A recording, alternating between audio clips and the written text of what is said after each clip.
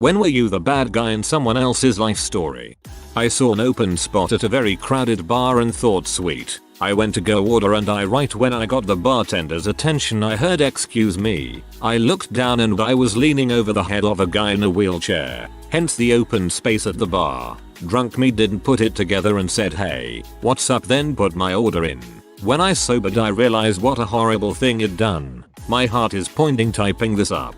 That is dreadful, but hilarious. Holy crap. Reminds me of recently in work. I was serving a customer, and he said to me I'm actually deaf, and without even thinking I went straight into "oh, a customer is telling me something" mode and just said "oh lovely." I wanted to die afterwards. We can be evil together. I was going on a date after a big rain. As we were driving, I didn't notice a pretty big puddle and drove through it kind of fast. It created a huge tidal wave that hit all the people standing at a bus stop. Unforgivable TBH.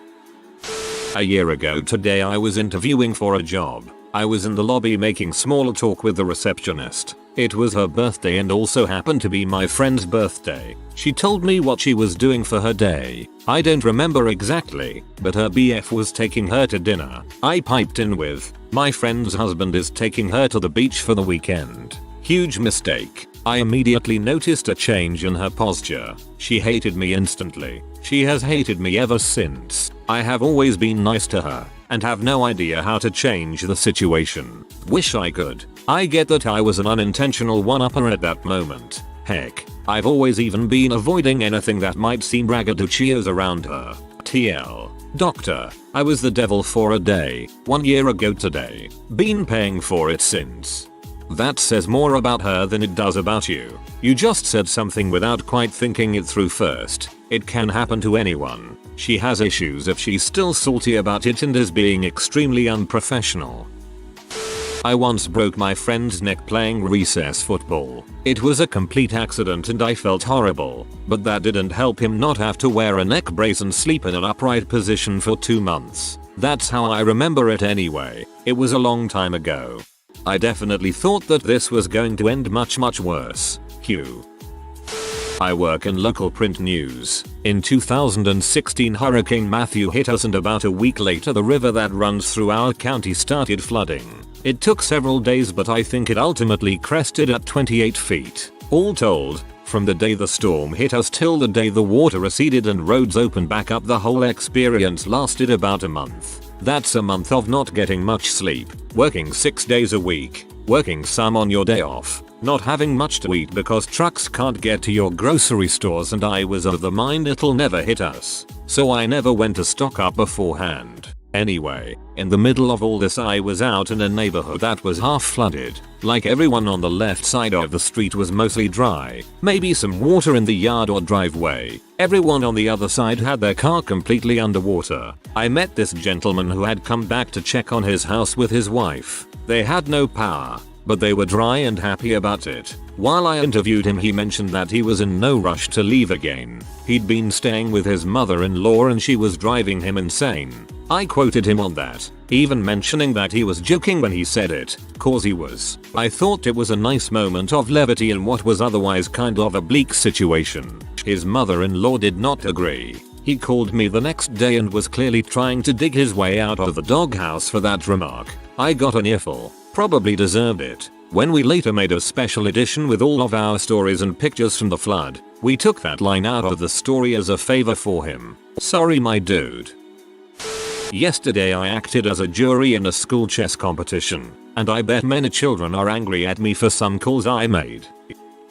I reported a former friend to social services for neglecting her toddler. I knew she was having a hard time. She was a single teen mother, but she shouted at her son a lot. However, alarm bells really started ringing after I turned up at her place one morning. The kid was wandering about alone in a room full of broken booze bottles, rotting food, overfilling ashtrays, dozens of filled diapers. She was nowhere to be seen, and it later became apparent that she was in her bedroom with some random guy. The kid was filthy and his diaper was falling off of him, it was so full. So I went to change him and he was red raw. Even though she knew I was there, she didn't appear. So, I cleaned the room to make it safe and played with him until she finally got up. Then I took my leave and got straight in contact with the right people. I later found out the kid was placed with his father and grandmother. I probably really messed up her life, but I have no regrets. You're a good person for helping that little baby out. I went to a show by some emo cover band. I ended up at the front by the stage.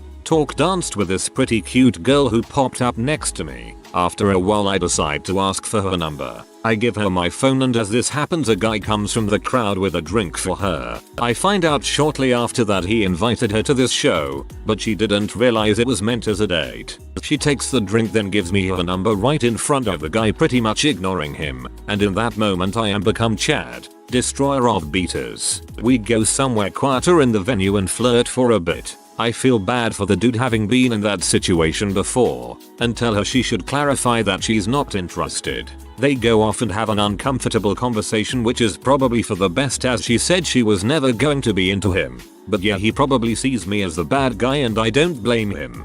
It's hard to say no to the Lord of Fire and Master Craftsman. Local politician reneged on a promise he made me. I got mad, so I started plotting to throw him off the board he was on. It took me about a year, but I successfully isolated him and removed him from power. He didn't even see it coming. He was too busy laying the groundwork for run for mayor. It's been 4 years and he still won't look at me in the supermarket. Probably when I broke up with my girlfriend that I started dating in high school. We had made some plans about me going into the military or joining the police force so I could provide for us once we got married. Then I was like, yeah, no, I don't want to do any of that. I'm 19 inches, and I left. She was pregnant by another man less than a year later.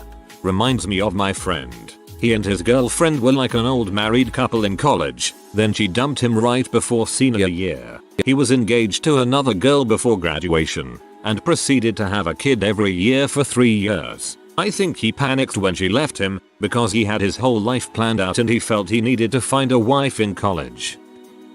It happened in 5th grade and it still makes me feel bad. I had become rather popular in school. I had a group of friends and most of the other boys wanted to be in our circle. There was this other kid named Trevor. He kept trying to be friends with us and hang around with us. He wasn't that bad, but he just didn't know how to react to things. He always was over the top or super talkative when something happened. I finally got tired of him and said something along the lines of, "Hey, Dart, no one wants you around." It was during some event and most of the grade heard it and he pretty much got shunned. We ended up moving an hour away from my dad's work before the end of the year. I still feel terrible about it. I never really found out what happened to him. I am not sure if I made him an outcast for more than that year, but I did at least make him an outcast for a few months. I just didn't want him bothering us, but I took it too far. I was a bad guy that day. I've gone out of my way several times since then to try to make up for it, even if it doesn't have a huge impact. I am sorry, Trevor.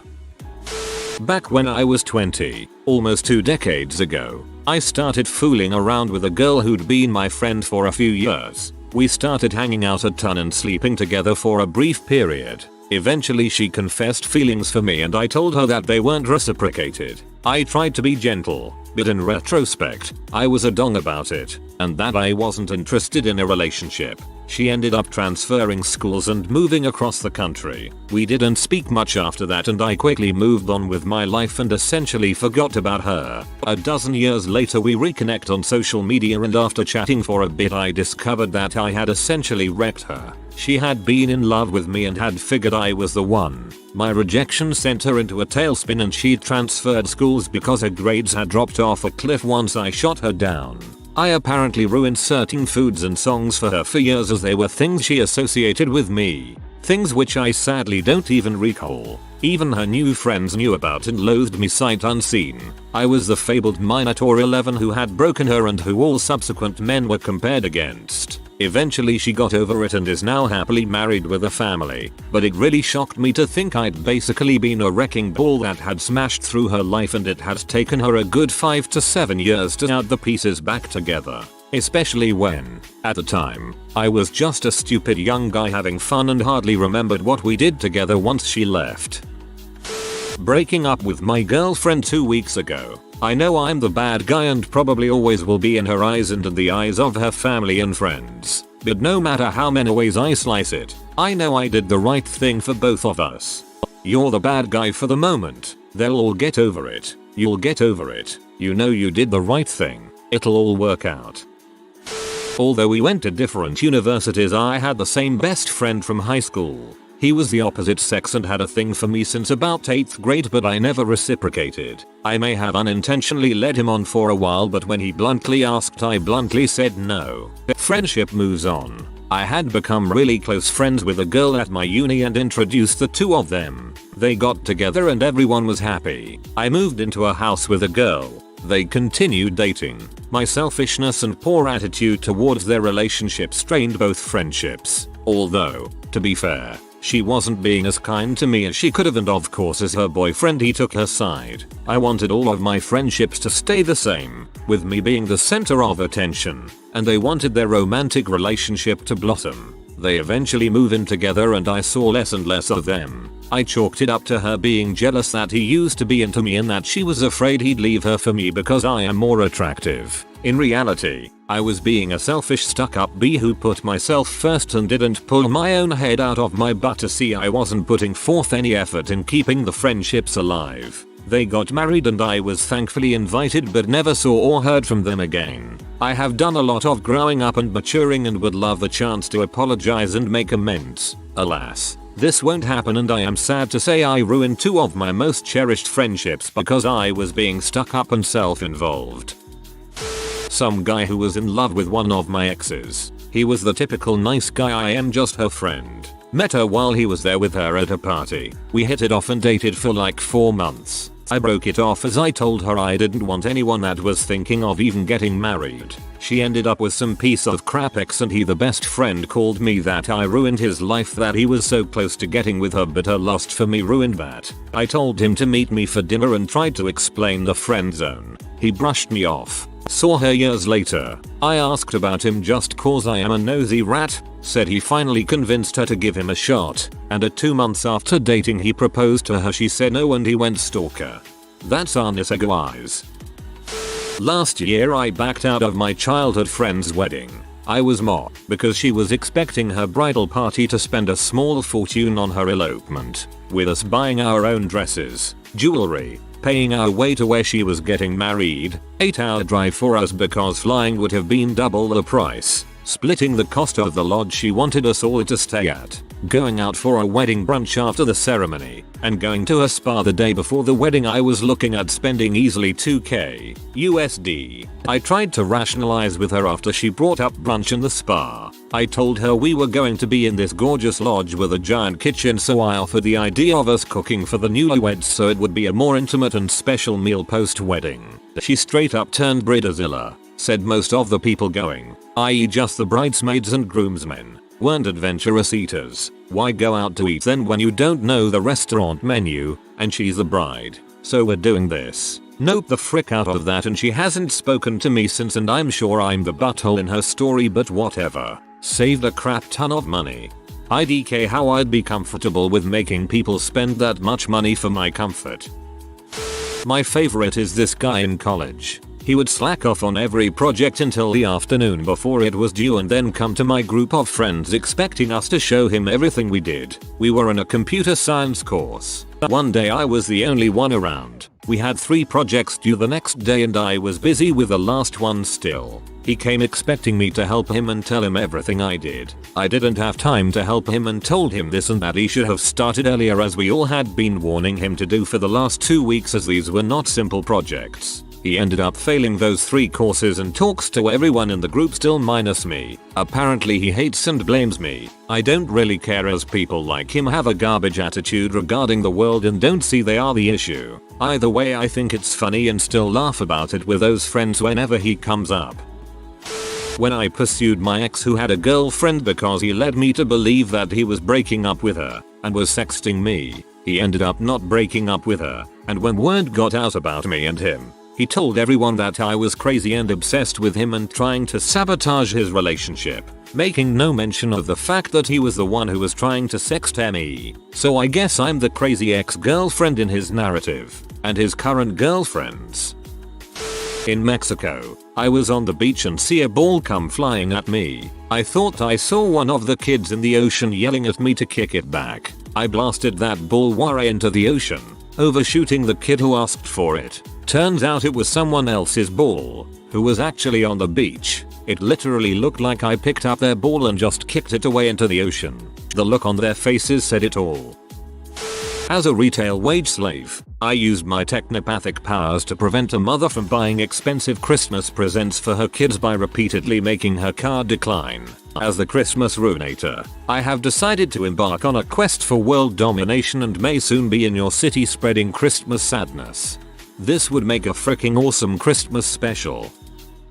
I sent a Christmas card to a guy who had a crush on me when we were in high school together. When I sent the card I was still in school and he was in the Marines, stationed somewhere near the Mexican border. I hadn't heard from him in a while and just wanted him to know that I still thought about him and I wished him well. It turns out he was in a pretty intense relationship with a woman out there who had found some letters and notes and whatnot of mine that he had kept and she was pissed about it. He had to explain that nothing really happened between us. He was with her now. He had no feelings for me anymore, etc. And she accepted it. So here comes my Christmas card a few months later and she was not happy to say the least. I wasn't exactly sure why she thought some 15-year-old girl who lived almost 3,000 miles away was a serious threat to her relationship, but apparently she hated my guts. I was the homewrecker that was going to take her man away and I didn't even know she existed. I have no idea if they're still together. He got in contact with me after the Christmas card episode just to let me know why he had gone radio silent for so long. The last thing I heard, they were trying to get pregnant. That was probably 20 years ago. I recently tried to find him on FB and it looks like he's married with kids. I did not try to friend him. We hired a guy for my department at work. Turns out he has no driver's license and has to ride his bike to and from work every day. In the summer this was no big deal but not so much when winter comes. Then he moved to a new apartment farther away and out past where I lived. I gave him a ride home every once in a while but told him that he needed to get his license back because I would not get up earlier to drive away from work to pick him up. Winter came and he was still riding his bike and asked me for a ride in the morning. Suddenly I was the bad guy for telling him no.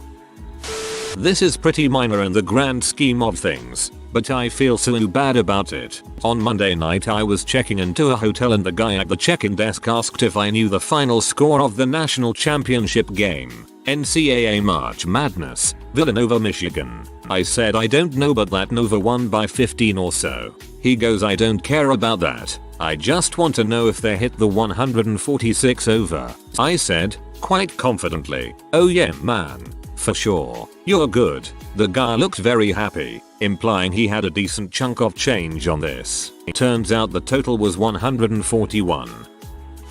I'm a college admissions counselor. I get to tell a lot of prospective students and their families that they've been denied to the university. I've been doing this for years and it still gets really awkward when they cry. Made a new group of friends, starting getting friendly with one guy in particular. He'd been seeing a girl casually in the group for a couple months, but they weren't in an official relationship. He and I hit it off and he broke it off with her so we could date. We dated for 6 months before calling it quits. A while after this, I meet the girl's brother. We hit it off and dated for a year. Her brother had recently moved back to town after being away for years, and I ended up taking a lot of his time and attention away from her, just as a natural part of having a relationship. Wherever she turned, I was just this force sucking things away from her.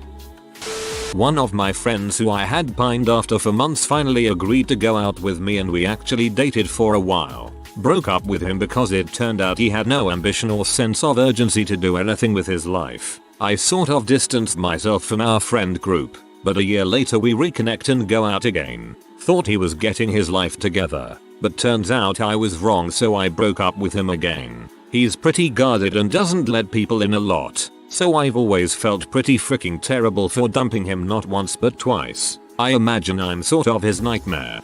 I can relate. My ex thought that life would just be handed to her on a platter so she didn't try. That attitude gets old quick. When I finally dumped my ex, he had it pretty cushy, no rent, roof over his head, food in his belly, and I'm sure it felt like I was pulling the rug out from under him when I told him I was done and wanted him out of my life. Pretty sure I am still the bad guy, but he always had a tendency to blame everyone else for his problems. Right now, I'm the boss of like 35 plus people and I have to crack down on people being crappy at their jobs, so I wouldn't be surprised if I fit that role in their eyes. Late in high school I started dating a girl very shortly after she had broken up with another guy. Towards the end of our relationship, she started emotionally cheating on me with her ex, talking to him all the time, telling him she was still in love with, etc. She dumped me for him about 15 months after we started dating. I'm pretty sure I was the bad guy in the other dude's mind. Posted this before on another account, but think it applies. This is the thing I feel most guilty about in my life. My girlfriend at the time was one of the most sweet, loving people I've ever met. She took care of me in more ways I can't count. Well, we started having this ongoing threesome with another girl. My GF was all for a one-time thing, but me and the other girl kept pressuring her to continue. Eventually the other girl and I started trying to pressure her into a poly relationship she never wanted. One day she came to me with a list of 25 reasons she wanted me to stop sleeping with this other girl. Handwritten. I went down the list line by line and explained why each of her reasons was wrong or stupid. We kept all playing, but I was too selfish to realize how miserable she was. We finally broke up about 2 months later for that and a couple other reasons. But honestly, we probably could have made it work if I hadn't gotten so hung up on that other girl. I actually still have the list almost 6 years later. Kind of to remind me to never do things like that again. It was in a box of old things I sealed for a lot of reasons. Anyway, I am going to put the list out exactly as she wrote it. In this situation, she was writing it to figure out her feelings, so she wrote it in the third person. So I will transcribe it exactly. I will edit names. But I am J and the other girl is M. What bothers me? J is more responsive during threesomes than when we are alone. J will try to compromise after I have said no to something. The threesomes mean more to J than to me. J is disappointed, upset, when I say no regardless of why. I was pushed into the situation. I didn't stop it in the beginning. I didn't really know M. It seems unfair to take a happy thing away from her. JM always want to play when we're over at her place. I have to keep saying no, finding excuses. I have trouble telling the truth because I don't want to disappoint them. I have trouble telling the truth because Jay is so happy, thankful. I don't want her to be frisky. I feel inferior when Jay and I are alone. I feel Jay only has sex with me to reassure me I am not inferior.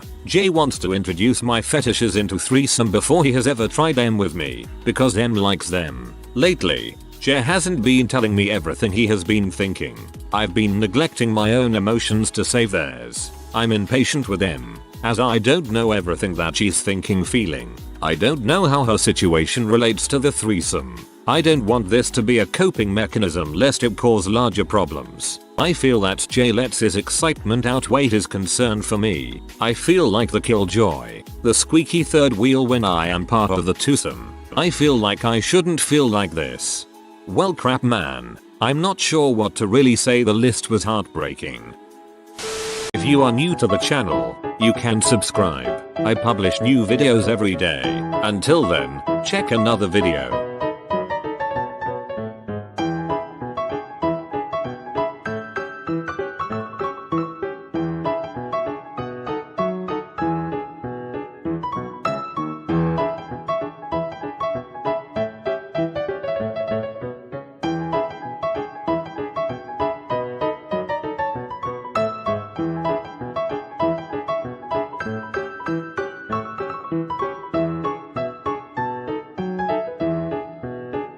Bye for now.